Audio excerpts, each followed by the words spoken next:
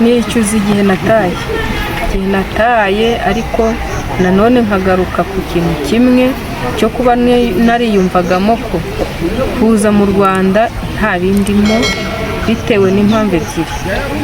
Impamvu ya mbere bavuga ko u Rwanda rufitwe n'umwanzi. Bongo nk'uko ibafasha mu buryo bwo kugira ngo ibafashe muri icyo gihe cy'imirwano iri kuberayo, ako kubafasha ngo bazatere igihugu ntabwo bizakunda pe. Ni nko kuvuga ngo ni ukubareshya kubiyegereza gakeya, ariko ni igihe gitoya ikongera ikabahigika. Numvaga ko kujya mu gihugu cy'u Rwanda bitoroshye, kugera mu gihugu cy'u Rwanda nkabaho byari kuriye iwanjye mu mateka yanjye, numvaga bitashoboka.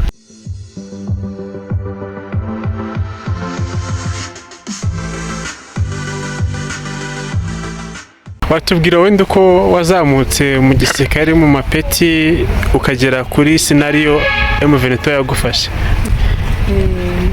Nabaye kaporari, peti rya kaporari narihawe muri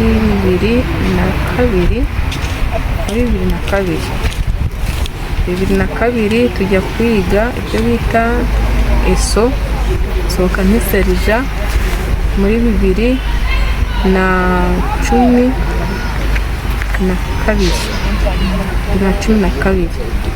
Muri 2018 nibwo nabaye premier serija. Wari uri mu badamu bafite amapeti akomeye muri FDLR? Mu bari bayafite ntabwo ari jyewe umukuru, harimo n'abandi, ariko mu bari basigayemo nkumva hasigaye y'umwe w'umwajida niwe usigayeyo, njyewe nari premier serija. Barize umwuga hano Mutobo, nize umwuga w'ubudozi. Yego. Uhagaze gute cyangwa uratanditse ubwende igihe wari winjiriyemo? Koze muri FDLR ninjiye itari FDLR, ariko itari yaba FDLR. Ninjiye 9/7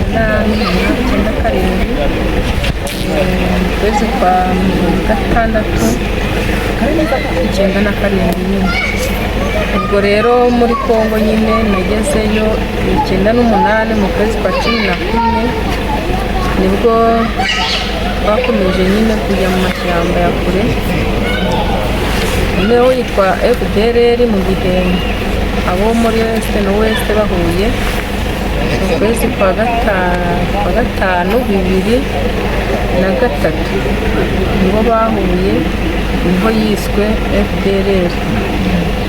Ubwo rero nkomeza kuba muri FDLR, nayivuyemo 2022 mu kwezi kwa 11 mfashwe na M23. Ngera mu Rwanda 2022 mu kwezi kwa 12 tariki 21. Hagurutse nafashwe mu mateko, ndagira ngo tubere ubuzima bw'umugore muri FDLR bimeze gute muri rusange, arya ate muri rusange, umwambaro wabona ate, afashwe ate, mbese tubwire ingorane cyangwa se ibibazo ahura nabyo. Ibibazo bihari byo gitsina gore ko kubana na FDLR ni uko nyine yirwariza, no kwirwariza ko nta bundi bufasha, nta handi akura ubufasha, ni kwirwariza. Umuhaye akaba yacuruza, abonye uko yahinga agahinga, ni uburyo bwo kwirwanaho, nta handi ateganya cyangwa se ategurirwa kuba yagira icyo yageraho. Nawe tubwira ibyo kugira ngo tuzenda aho turaza kugira mu kiganiro tuze kumuhuza n'ubuzima buri mu Rwanda. Tubwira ubuzima wabayemo bwari bukakaye, barya gute? Byari bigoye mu meza ya mbere navuga mu kwinjira muri Kongo, aho twirwaga twiruka turwana, ko byari bikomeye kuvuga ngo igitsina gore twese twari tumeze kimwe, ntari igitsina gore igitsina gabo twari tumeze kimwe.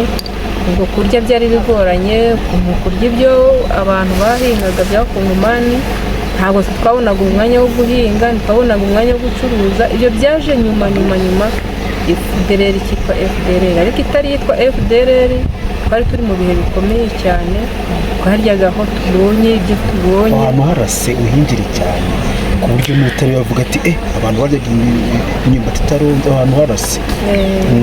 ubwo kurya nyine imyumbati ntabwo iri mu karere kose. Imyumbati twayibonye tugeze mu bice bya za Side na za Bukavu gutyo, ariko tutari twaryaga amabungo. Turya amabungo nta mboga nta ki, amabungo n'amateke. Amavuta n'amateke, akaba amateke, imboga zikaba z'amateke. Ni ukuvuga ngo nta kindi kintu kizima cyabonekaga muri icyo gihe. Ubwo ntabwo wabaga kugira ngo ubone ikindi kintu kizima ni ukujya kukiba mu baturage. Niba hari amavuta ikintu kujya kuyiba cyangwa se ugasaba aho bishoboka.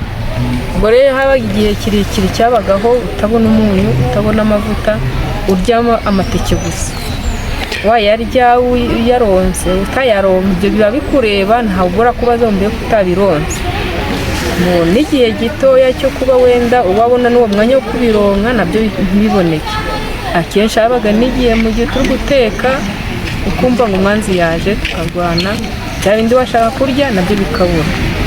Ubwo rero imyumbati nayo twayibonaga mu buryo bugoye. Tugeze muri za Side Bukavu gutyo, ni ukujya mu mirima y'abaturage. Nta kuvuga ngo uragura, nta kuvuga ngo urajya gute, ni mu mirima y'abaturage. Mwarasahuraga? Ni ugusahura muri make, ni ugusahura, niba gusahura. Ubwo rero nta gihe na kimwe wavuga ngo urafata isuka ujye guhinga iyo myumbati yawe, ntabwo byashobokaga. Ubwo rero ubwo buzima twabubayemo kuva muri icyo gihe cya 2009 kujya muri 2003 nibwo twabaga muri ubwo buzima. Tugeze muri 2004 ho byabaye ngombwa ko ahantu turi umwanzi agabanuka, turahinga. Noneho kuko guhinga ni uguhinga udushyimbo turera vuba, utuboga turere vuba. Ntabwo ngo urahinga imyumbati, ntabwo ngo urahinga amateke, ntabwo byakundaga. Ubwo twakoraga utworoheje. Ubwo noneho haza kubonekamo intervention yo kuvuga ngo abantu bajye bagura akarere, bajye mu masoko hirya no hino banahahe. Ubwo muko guhaha niko no kwiyegereza abaturage, habonekamo ibyo kujya gusaba abaturage ibyo kurya. Noneho umva ngo niba pozisiyo iri hariya abaturage ibirimo ni kujya gukongoresha, niko bagiye bavuga mu Giswahili, no gukongoresha, gusaba.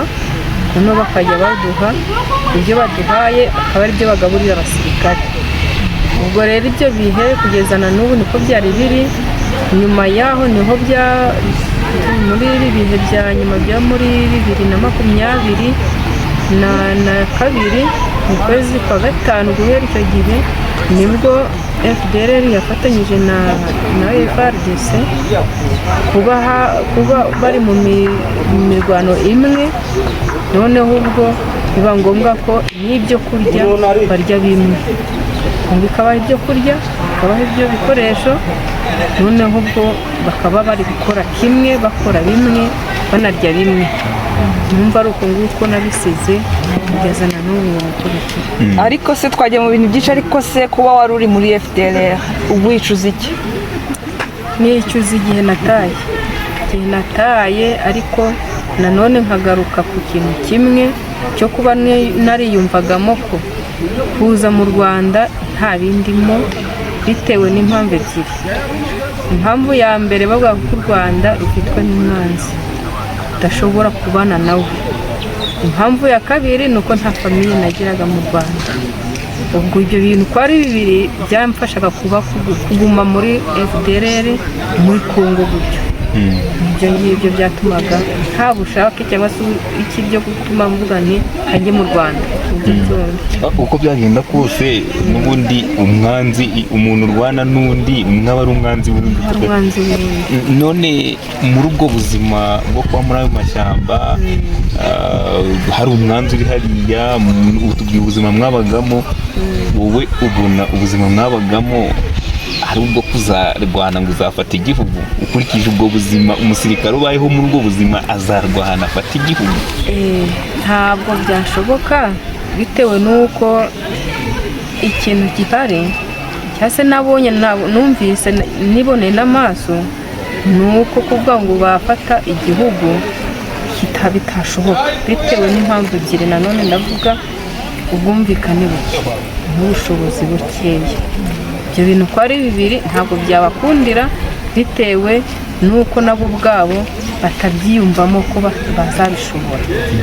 Ari nayo mpamvu noneho bashaka imbaraga hirya no hino zabafasha, ariko Kongo nk'uko ibafasha mu buryo bwo kugira ngo ibafashe muri icyo gihe cy'imirwano iri kuberayo, ako kubafasha ngo bazatere igihugu ntabwo bizakunda. Kongo ni nko kuvuga ngo ni ukubareshya, kubiyegereza gakeya, ariko ni igihe gitoya kongera ikabahigika. Muri make ubona nta gahunda ihari yo kuvuga ngo bafata igihugu nubwo birirwa bigamba bakavuga bati u Rwanda tuzarufata, u Rwanda ruyobowe n'umwanzi, u Rwanda rufite ukuntu rudakora muri demokarasi. ubona vision ya FDLR ari iyihe? Yego niko babivuga ko bagomba kurwana bagatsinda, niko babivuga kandi niyo ntego yabo biha, ariko ntibyakunda. Njye nkurikije uko mbabona nuko mbyumva muri iki, nkurikije uko nabibonye nibyo aribyo mvuze nonaha, kuba nta mbaraga bifitemo ubwabo kubera kwica mu bice buri kanya. Kumva ngo havutse imitwe iyi n'iyi, FDLR yacitsemo kabiri, abasirikari gutya batashye, abandi bagiye mu yindi mitwe. Ibyo ngibyo bituma itagira ingufu yo kuvuga ngo yakomeza kurwana ngo uzafate u Rwanda.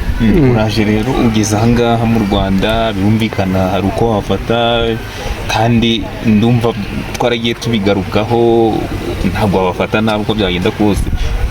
Nyuma y'uko utashye ukagera muri sosiyete nyarwanda, wakiriwe gute nka sosiyete basanze y'abanyarwanda basanzwe baba mu gihugu? Murakoze.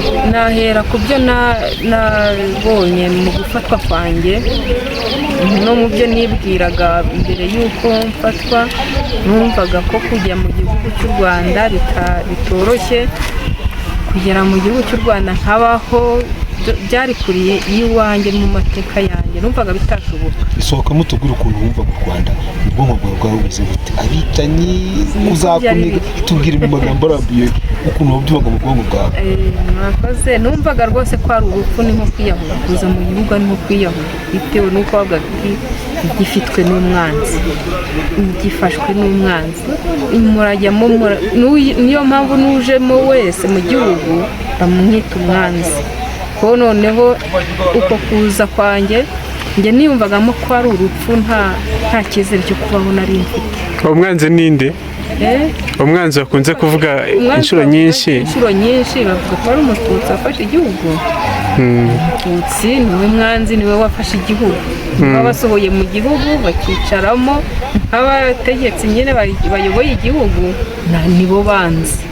Ubwo rero kuba ari abanzi, nanjye nkiyumvamo ko nyine ngiyemo, ntahagiye mu banzi bazanyica, bazagira gute. Numvaga mbese nta buzima mfite. Murakoze. Kugera mu Rwanda nagezemo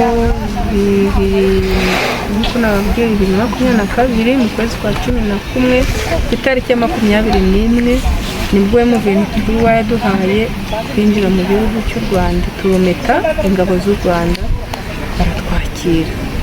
Mu kutwakira baraduhumurije, batubwira ati muhumure, mugezi wanyu nta kibazo, muvuye mu rupfu, mugezi ubuntu, muhumure ntacyo muzaba. Ariko muri njye bari kumbeshya, nkabona ari kugira ngo wenda tirememo akantu k'akanyabugabo ko tugeze iwacu, ariko baranyica nijoro. Dupfe turi mu kinya. Bwacya baranyica nimugoroba, bwakwira baranyica nijoro. Gutyo nkiyumvamo icyo kintu, nkumva mbese nta buzima mfite na gake.